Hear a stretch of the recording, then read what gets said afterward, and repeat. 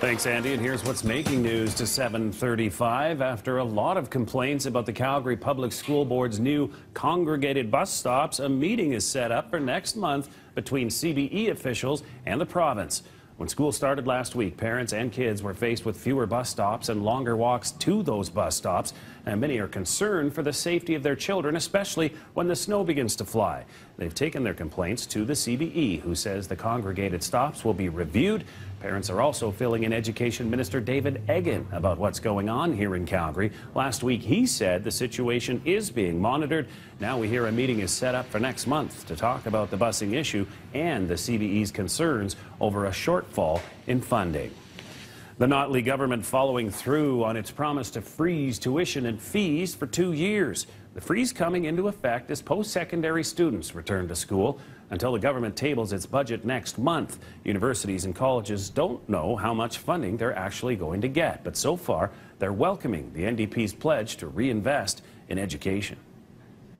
The government has indicated that they're reinvesting.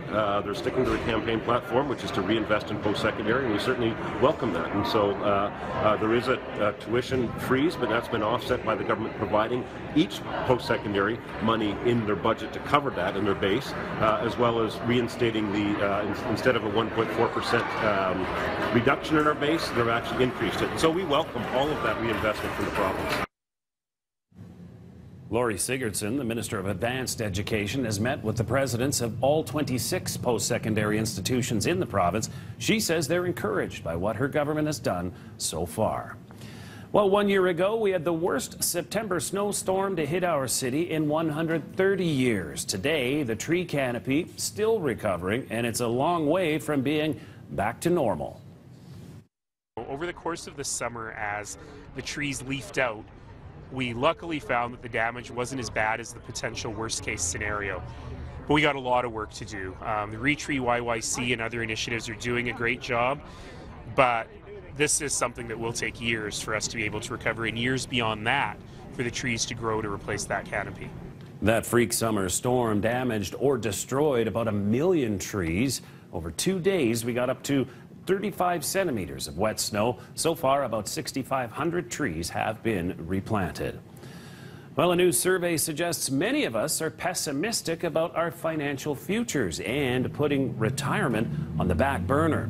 The Canadian Payroll Association survey finding that 3 out of 4 working Canadians have put aside less than 25% of the money they need to retire.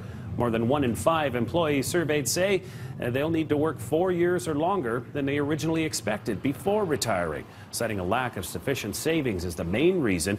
The average expected retirement age has risen from 63 from 58 years old just 5 years ago.